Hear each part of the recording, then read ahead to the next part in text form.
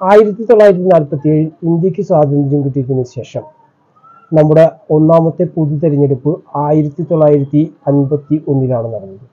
ഈ പൊതു തെരഞ്ഞെടുപ്പിൽ കൊല്ലം പാർലമെന്റ് മണ്ഡലം ദ്വയാംഗത്വ പാർലമെന്റ് മണ്ഡലമായിരുന്നു. കൊല്ലവും മാവേലിക്കരയും അതാണ് ദ്വയാംഗ മണ്ഡലം. ദ്വയാംഗ മണ്ഡലം എന്ന് പറഞ്ഞാൽ 2 പാർലമെന്റ് അംഗങ്ങൾ ഒരു മണ്ഡലത്തിൽ നിന്ന് ഉണ്ടാകും. അങ്ങനെ 1951 ദ്വയാംഗ മണ്ഡലമായ കൊല്ലം മാവേലിക്കരയിൽ ആർ വേലായുധൻ, എൻ ശ്രീകണ്ഠൻ നായർ എന്നിവരാണ് പാർലമെന്റ് ഇലക്ഷനിൽ വിജയിച്ചത്.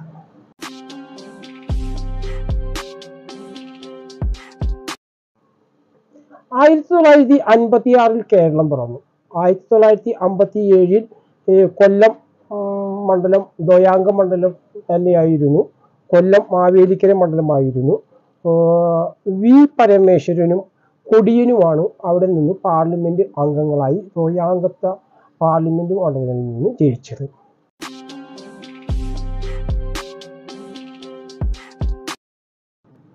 1962 മുതൽ കൊല്ലം പാർലമെന്റ് മണ്ഡലം ദ്വയാംഗ മണ്ഡലം അല്ലാതാകുകയും 1962 എൻ ശ്രീകണ്ഠൻ നായർ ആണ് ഇവിടെ നിന്ന് പാർലമെന്റ് അംഗമായി തെരഞ്ഞെടുക്കപ്പെട്ടത്.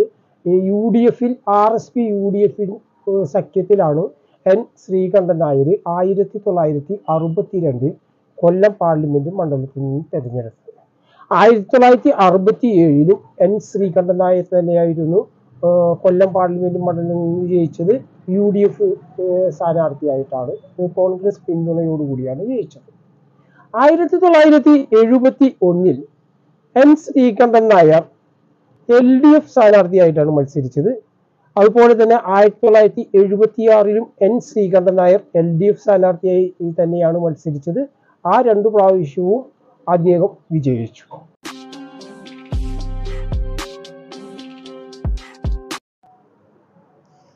1980 കൊല്ലം നിയോജക മണ്ഡലത്തെ കുറിച്ച് പറയുകയാണെങ്കിലും അതുപോലെ തന്നെ കേരളത്തെ കുറിച്ച് പറയുകയും ഒരു പ്രത്യേക സാഹചര്യമായിരുന്നു. കേരള രാഷ്ട്രീയത്തിൽ കോൺഗ്രസ് കോൺഗ്രസും കോൺഗ്രസുമായി കരുണാകരന്റെയും AK ആന്റണിയുടെയും നേതൃത്വത്തിൽ 2ആയി പിളരുകയും അങ്ങനെ ഉള്ള ഒരു ഇലക്ഷൻ ആയിരുന്നു. ഈ ഇലക്ഷനിൽ UDF സ്ഥാനാർത്ഥിയായിട്ട് കൊല്ലം മണ്ഡലത്തിൽ നിന്ന് മത്സരിച്ചത് PK നായരാണ്. അതുപോലെ തന്നെ LDF സ്ഥാനാർത്ഥിയായിട്ട് ആർ ശ്രീകണ്ഠൻ നായരാണ്.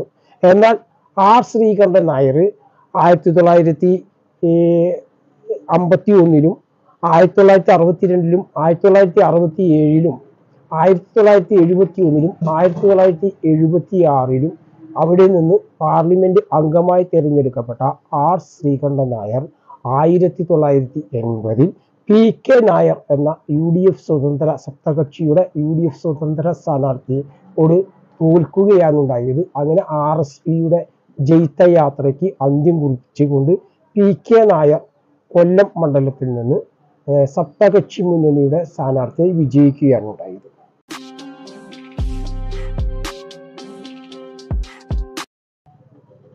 1984 S കൃഷ്ണകുമാർ എന്ന IAS ഉദ്യോഗസ്ഥനാണ് UDF സ്ഥാനാർത്ഥിയായി കൊല്ലം മണ്ഡലത്തിൽ മത്സരിച്ചത്. 1984 1989 1991 S കൃഷ്ണകുമാർ തന്നെ അവിടെ മത്സരിക്കുകയും അദ്ദേഹം തന്നെ വിജയം ആവർത്തിക്കുകയും ചെയ്തു. അങ്ങനെ 1980 UDF ശ്രീകണ്ഠൻ നായരെ തോൽപ്പിച്ചുകൊണ്ട് PK നായരുടെ പിടിച്ചെടുത്ത മണ്ഡലം 1991 വരെ S കൃഷ്ണകുമാർ ഭദ്രമായി സൂക്ഷിക്കുകയാണ് ഉണ്ടായത്.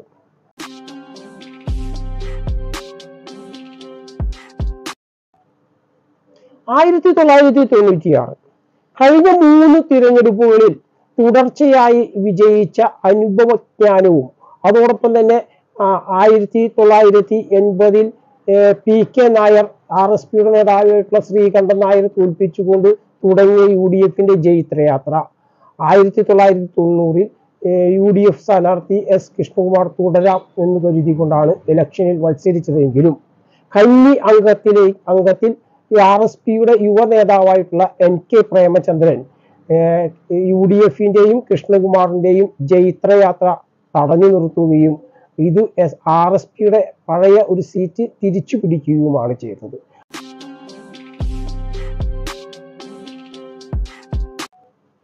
1998 എസ് കൃഷ്ണകുമാർ തന്നെയാണ് UDF സ്ഥാനാർത്ഥിയായിട്ട് മത്സരിച്ചത്. കഴിഞ്ഞ തെരഞ്ഞെടുപ്പിലെ തന്റെ വിജയം ആവർത്തിക്കുന്നതിന് വേണ്ടി യുവ RSP നേതാവായിട്ടുള്ള NK പ്രേമചന്ദ്രൻ തന്നെയാണ് ഇടതുപക്ഷ ജനാധിപത്യ മുന്നണി സ്ഥാനാർത്ഥിയായി നിർത്തിയത്. അദ്ദേഹം വീണ്ടും കൃഷ്ണകുമാറിനെ തോൽപ്പിച്ചുകൊണ്ട് 1998 NK പ്രേമചന്ദ്രൻ തന്നെ RSPക്ക് വേണ്ടിയിട്ട് LDFന് വേണ്ടി സീറ്റ് നിലനിർത്തി.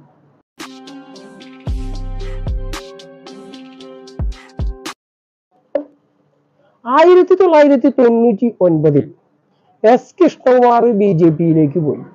UDFന്റെ സ്ഥാനാർത്ഥിയായിരുന്ന എസ് കൃഷ്ണകുമാർ BJPയിലേക്ക് പോയി.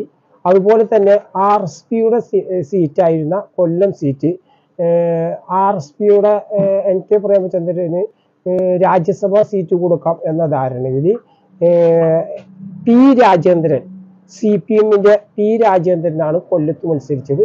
അദ്ദേഹം വിജയിക്കുകയാണ് ഉണ്ടായത്.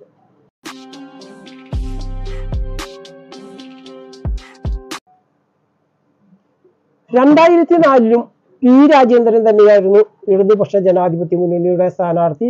P രാജേന്ദ്രനെ തന്നെ കൊല്ലം വിജയിപ്പിക്കുകയാണ് ഉണ്ടായത്.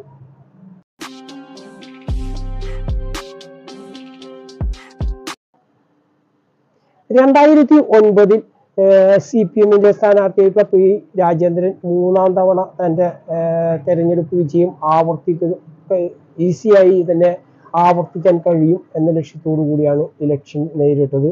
എന്നാൽ രാജേന്ദ്രൻ പരാജയപ്പെടുകയാണ് ഉണ്ടായത്. കോൺഗ്രസിലെ UDFലെ N പീതാംബരക്കുറുപ്പാണ് 2009 UDFലെ N പീതാംബരക്കുറുപ്പ് CPMൽ നിന്ന് സീറ്റ് പിടിച്ചെടുത്തു.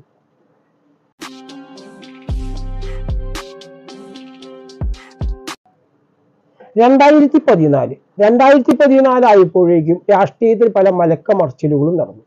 രാജ്യസഭ MP ആയി പോയ NK പ്രേമചന്ദ്രൻ UDFയിലേക്ക് പോയി. UDF നിന്ന് NK പ്രേമചന്ദ്രൻ 2014 RSP സ്ഥാനാർത്ഥി ആയിട്ട് UDFൽ നിന്നാണ് NK പ്രേമചന്ദ്രൻ മത്സരിച്ചത്. ഈ തിരഞ്ഞെടുപ്പിലാണ് കേരളത്തിൽ ഏറ്റവും കൂലക്കം സൃഷ്ടിക്കുകയും ഏറ്റവും കൂടുതൽ ചർച്ച ചെയ്യുകയും ഉണ്ടായ പരനാറി പ്രയോഗം ഉണ്ടായത്. ഈ പ്രേമചന്ദ്രനെതിരെ മത്സരിച്ചത് CPIM പൊളിറ്റ് ബ്യൂറോ അംഗമായിട്ടുള്ള MA ബേബിയാണ്. MA ബേബിയെ പരാജയപ്പെടുത്തിക്കൊണ്ട് NK പ്രേമചന്ദ്രൻ 2014 വിജയിച്ചു UDF സ്ഥാനാർത്ഥിയായിട്ട്.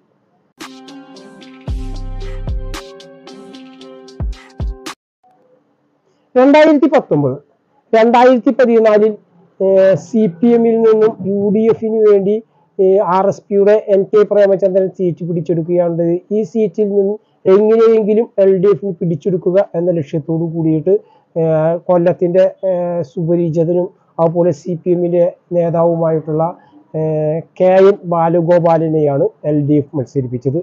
KN ബാലഗോപാലിനെ തോൽപ്പിച്ചുകൊണ്ട് NK പ്രേമചന്ദ്രൻ തന്നെയാണ് 2019 കൊല്ലം പാർലമെന്റ് മണ്ഡലം പിടിച്ചെടുത്തത്, നിലനിർത്തിയത്. ഇപ്പോൾ നമുക്കറിയാം 2024 തിരഞ്ഞെടുപ്പ് നടക്കുകയാണ്. 2024 കൊല്ലത്ത് മത്സരിക്കുന്നത് NK പ്രേമചന്ദ്രൻ UDF സ്ഥാനാർത്ഥിയായി കൊണ്ടും അതുപോലെ തന്നെ M മുകേഷാണ് സിനിമാ നടനും കൊല്ലത്തിന്റെ MLAയുമായിട്ടുള്ള M മുകേഷാണ് LDF സ്ഥാനാർത്ഥിയായിട്ട് മത്സരിക്കുന്നത്. അതുപോലെ തന്നെ BJPയുടെ സ്ഥാനാർത്ഥിയായി മത്സരിക്കുന്നത് സിനിമാ നടനായിട്ടുള്ള കൃഷ്ണകുമാറാണ്. ഈ തവണ അവിടെ പല ഇലക്ഷനുകളിലും അവിടെ സ്ഥാനാർത്ഥികൾ തമ്മിൽ പരസ്പരം അങ്ങോട്ടും ഇങ്ങോട്ടും കുറ്റം പറയുക, പരനാറി പ്രയോഗം പോലുള്ള ഒരുപാട് പ്രയോഗങ്ങൾ നടത്തിക്കൊണ്ടാണ് കൊല്ലം പാർലമെന്റ് മത്സരത്തിൽ തെരഞ്ഞെടുപ്പ് നടന്നതെങ്കിൽ രണ്ടു സിനിമാ നടന്മാരും മുൻ MP ആയിട്ടുള്ള NK പ്രേമചന്ദ്രനുമായിട്ടുള്ള ഈ തവണത്തെ ത്രികോണ മത്സരത്തിൽ വളരെ ജെന്റിലായിട്ടാണ് സ്ഥാനാർത്ഥികൾ പെരുമാറുന്നത്. പരസ്പരം ആരെയും കുറ്റം പറയുകയില്ല എന്നാണ് മൂന്ന് സ്ഥാനാർത്ഥികളും പറയുന്നത്. അവർ അത് തുടർന്നും പോകുകയാണ്. ഒരു മാതൃക തെരഞ്ഞെടുപ്പ് മത്സരമായിട്ടാണ് ഈ തവണ നമ്മൾ കൊല്ലത്തെ കാണുന്നത്. ഈ തെരഞ്ഞെടുപ്പിൽ ആര് ജയിക്കും എന്താണ് എന്ന് നമുക്ക് കാത്തിരുന്നു കാണാം.